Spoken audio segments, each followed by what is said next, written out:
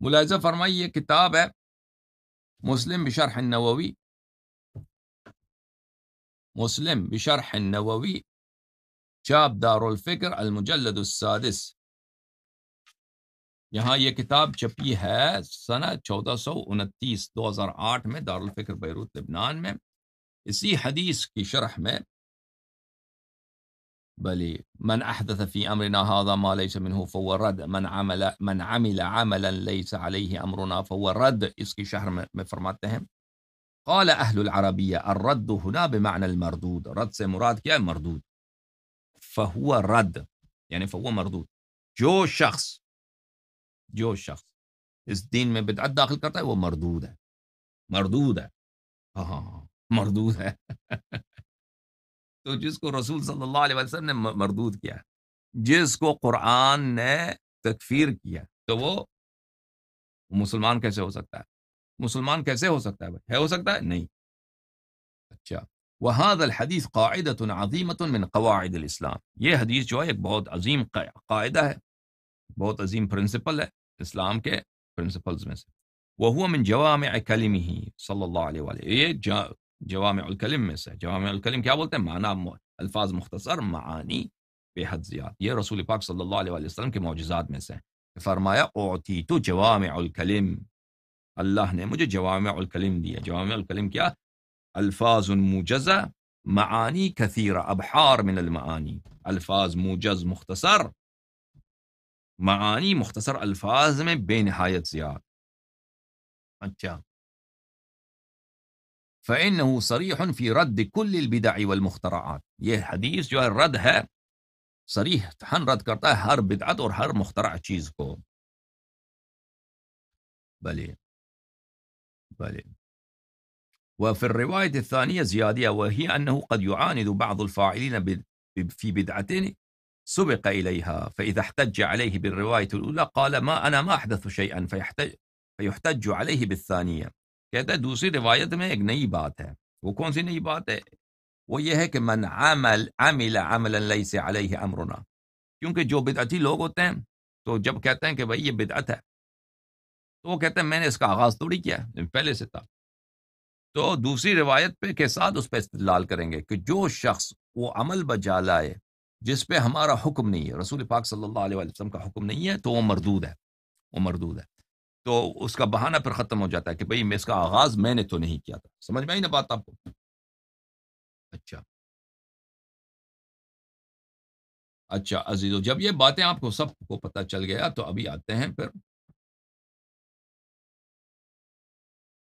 دلائل کی طرف۔ عزیزو، دلائل ہمارے پاس بہت ہیں، اس بات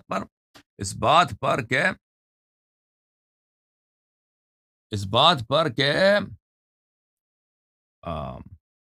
تراویح جو ہے بدعت ہے۔ دلائل ہمارے پاس بہت ہیں۔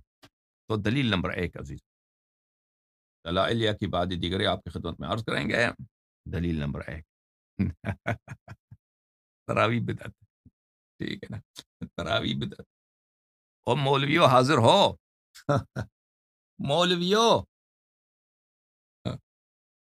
اور جماعت عمریہ کے علماء کرام حاضر ہو، تراویح پڑھنے سے واپس آ گئے ہو، سنائیں سمجھائیں آپ کو۔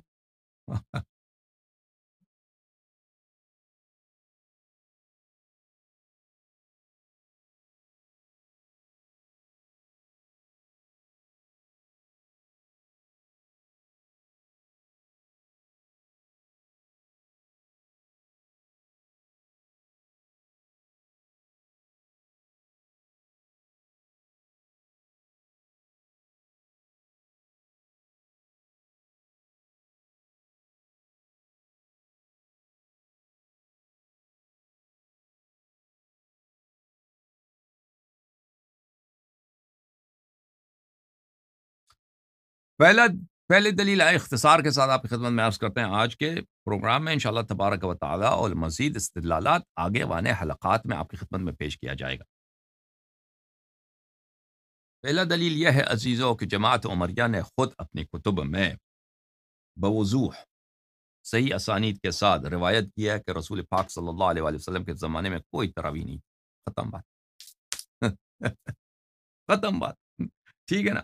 جب انہوں نے اپنے صحاح میں صحیح اسانید کے ساتھ روایت کی ہے کہ رسول پاک صلی اللہ علیہ وآلہ وسلم کے عصر مبارک میں، ان کے ایام مبارک میں تراویح نام کی کوئی چیز نہیں تھی، تو پھر بات ختم ہے. بعد میں یہ شروع کی گئی ہے، اور شروع کرنے والے خود نے یہ بھی کہا تھا یہ بدعت ہے. ٹھیک ہے نا. ٹھیک ہے کہ نہیں. اچھا، تو اس سے اس کا بدعت ہونا ثابت ہو جاتا ہے، کیونکہ ابھی ہم نے آپ کی خدمت میں ابھی 1 گھنٹے سے اور کل بھی آپ کی خدمت میں کتنا وقت لگایا. کہ بدعت کس کو بولتے ہیں؟ جس کی پہلے سے کوئی اس اسلام میں کوئی چیز نہیں ہو، جس پہ رسول صلی اللہ علیہ وسلم کا امر نہ ہو، حکم نہ ہو. آگے جا کر ہم ثابت کریں گے کہ نہ صرف اس پہ رسول صلی اللہ علیہ وسلم کا حکم نہیں ہے، بلکہ پیغمبر خدا صلی اللہ علیہ وآلہ وسلم نے اس سے منع بھی فرمایا تھا. وہ آگے والے حلقات میں آ جائے گا انشاءاللہ تبارک و تعالی. ملاحظہ فرمائیے جناب، یہ کتاب ہے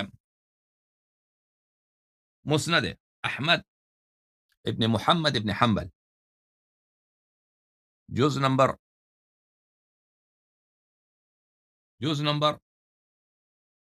7، تحقیق ہے شیخ احمد محمد شاکر کی، چاپ دار الحدیث القاہرہ. کتاب چھپی ہے سن 1995 میں قاہرہ مصر میں. ملاحظہ فرمائیے اس کتاب میں عزیزو صفحہ نمبر 582 میں، حدیث نمبر 7868 میں، حدیث نمبر 7868، شیخ احمد محمد شاکر صاحب نے فرمایا اسنادہ صحیح، اس کی سند صحیح. اس کی سند کیا ہے؟ سند صحیح ہے. حدیث کا متن کیا ہے عزیزو؟ حدیث کی متن یہ ہے، ان ابی ہریرہ نے کہا سمعت رسول اللہ صلی اللہ علیہ وآلہ وسلم یرغب الناس فی قیام رمضان. دیکھو عزیزو، رمضان میں نماز جتنا زیادہ پڑھیں، ہمارا تو یہی عقیدہ ہے، ہمارا مذہب یہی، دین یہی. اللہ نے فرمایا، رسول صلی اللہ علیہ وآلہ وسلم نے فرمایا کہ رمضان میں جتنی مسنون نوافل مستحبی نمازیں آپ پڑھیں، اس کا ثواب اتنی زیادہ ہے. ٹھیک ہے نا. یہاں پہ میں آپ کی خدمت میں عرض کروں، یہ ایک نقطہ کو اچھی طرح یاد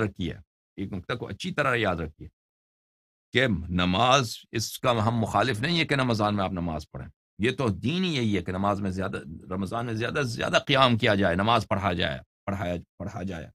ٹھیک ہے نا. لیکن سنت نماز کو جب جماعت کے ساتھ پڑھتے ہو، یہ بدعت یہ ہے. تو یہاں پہ ایک نقطہ یاد رکھیے کہ جماعت عمریہ کیا کہتے ہیں کہ رسول پاک صلی اللہ علیہ وسلم نے تراویح کا حکم دیا تھا. کیوں کہا؟ انہوں نے فرمایا کہ رمضان میں نماز پڑھو. تو بھائی رمضان میں نماز پڑھنا وہ تو حکم دیا تھا، وہ تو ثابت ہے، لیکن وہ تراویح نہیں ہے. تم اس کو تراویح کہہ دو تو یہ اسم بلا مسمى ہے. یہ ایک ایسی چیز کو تم نے تراویح کہا ہے جو حقیقت تراویح نہیں ہے. تراویح وہ ہے کہ آپ نماز مستحب کو جماعت کے ساتھ پڑھیں، وہ تراویح ہے. وَإِلَّا اگر آپ یہ کہتے ہیں کہ رسول پاک صلی اللہ علیہ وسلم نے تو نماز کا حکم دیا تھا، یہ تو بالکل بہت ساری کتابوں میں یہ سیکھو، پیغمبر صلی اللہ علیہ وسلم نے نماز کا حکم دیا ہے. بھائی نماز کا حکم دیا، ٹھیک ہے، وہ تو ہماری آنکھوں پر، ہم اس کو مانتے ہیں، اس کے دعوے دار تو ہم ہیں، روایات تو ہمارے پاس ہیں، لیکن جماعت کی بات ہو رہی ہے. ٹھیک ہے نا. اچھا، ملاحظہ فرمائی روایت کو کہ رسول پاک ابو ہریرہ نے کہا کہ رسول اللہ صلی اللہ علیہ وآلہ وسلم کو میں نے سنا کہ وہ لوگوں کو ترغیب دے رہے تھے کہ رمضان ماہ مبارک رمضان میں کیا کرو؟ نمازیں پڑھا کرو. وہ یقول، فرماتے تھے، من قامہ ایمانا واحتسابا غفر له ما تقدم من ذنبه. اور فرماتے ہیں کہ جو رمضان میں ایمان کے ساتھ اور احتساب کے ساتھ، احتساب کس کو بولتے ہیں؟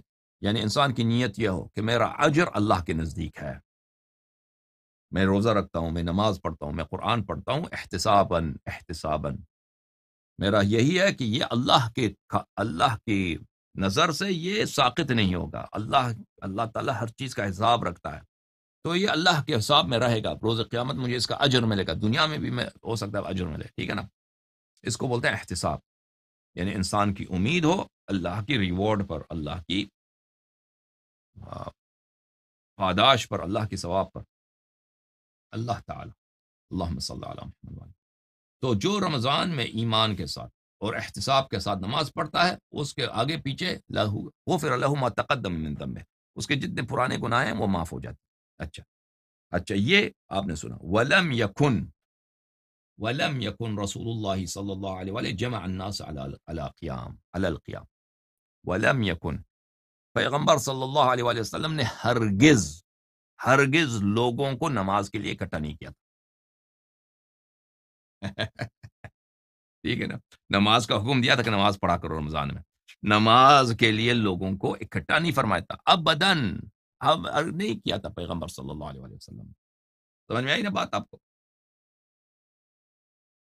سمجھ میں آئی بات آپ کو؟ ابو ہریرہ جھوٹے ہیں یا سچے ہیں؟ ابو ہریرہ سچے ہیں جماعت عمریہ کے نزدیک، حدیث بھی صحیح ہے.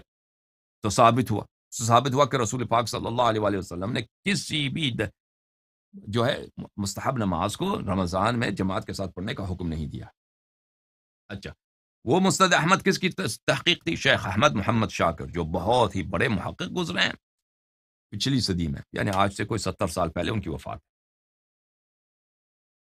یہ کتاب ہے مسند احمد طبع الرسالہ، بلی تحقیق ہے شیخ شعیب الارناؤوت لا غفر اللہ لہ، اور شیخ عادل مرشد، جز نمبر 13، چاپ مؤسسۃ الرسالہ، جو 2001 میں مؤسسۃ الرسالہ بیروت لبنان میں چھپی ہے.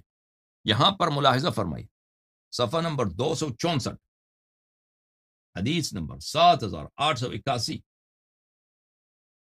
حاشیہ نمبر 1، یہاں پہ دیکھیے، یہاں پہ فٹ نوٹ نمبر 1 کیا فرماتے ہیں محقق؟ دو کٹر وہابی، اسنادہ صحیح علی شرط مسلم ہائے ہائے ہائے، اسنادہ صحیح علی شرط مسلم، یعنی نہایت اعلیٰ درجے کی صحت پر اس حدیث کی سند ہے. اچھا، حدیث کیا ہے؟ حدیث یہ ہے، ابو ہریرہ نے کہا کہ میں نے سنا کہ رسول پاک صلی اللہ علیہ وآلہ وسلم لوگوں کو ترغیب دے رہے تھے، حکم دے رہے تھے کہ نماز رمضان، ماہ مبارک رمضان میں بھلی نمازیں پڑھا کرو. وہ فرماتے ہیں ومن قامہ ایمانا واحتسابا، کہ جو رمضان المبارک میں ایمان کے ساتھ اور احتساب کے ساتھ نمازیں پڑھیں، غفر لہ ما تقدم من ذنبہ، اس کے پرانے گناہ سب معاف ہو جاتے ہیں. ولم یکن رسول اللہ صلی اللہ علیہ وآلہ وسلم جمع الناس علی القیام، تو رسالت پناہ صلی اللہ علیہ وآلہ وسلم نے لوگوں کو نماز کے لیے رمضان کے قیام سے کیا مراد ہے؟ رات کو مستحب نماز، اس کے لیے لوگوں کو جمع نہیں فرمایا تھا. اور جماعت تب ہوتی ہے کہ لوگوں کو جمع کیا جائے، ٹھیک ہے نا، نماز واجب کے لیے تو جمع کرتے تھے، یہ مستحب کی بات ہو رہی. جب جمع نہیں کیا تھا تو رسول پاک صلی اللہ علیہ وآلہ وسلم نے تراویح کا آغاز نہیں کیا، تراویح کا آغاز بعد میں ہوا. اچھا، یہ ترجمہ کس کا تھا؟ کتاب احمد کی تصحیح جماعت عمریہ کی ترجمہ اس حقیر کا. اب ترجمہ بھی جماعت عمریہ کا دکھاتے ہیں. یہ کتاب ہے مسند احمد ابن حنبل، ترجمہ مولوی محمد ظفر اقبال صاحب، مسند احمد جلد نمبر 4، ترجمہ مولوی محمد ظفر اقبال، چاپ مکتبہ رحمانیہ. ٹھیک ہے عزیزو، یہ پاکستان والے ایئر نہیں لکھتے، ایئر سال چاپ کی، سال ادھر نہیں ہے کہ کس سال کو چھپی ہے بھائی، یہ نہیں لکھتے بھائی، کوئی بات نہیں.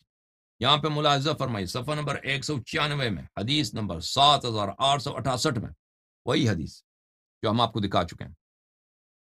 اس کا ترجمہ کچھ یوں ہے عزیزو، اس مولوی نے جو ترجمہ کیا، حضرت ابو ہریرہ سے مروی ہے کہ نبی صلی اللہ علیہ وآلہ وسلم قیام رمضان کی ترغیب دیتے تھے، لیکن پختہ حکم نہیں دیتے تھے، اور فرماتے تھے جو شخص ایمان کی حالت میں ثواب کی نیت سے ماہ رمضان میں قیام کرے، اس کے گزشتہ سارے گناہ معاف ہو جائیں گے. اور نبی علیہ السلام صلی اللہ علیہ وآلہ وسلم نے لوگوں کو قیام پر جمع نہیں فرمایا تھا.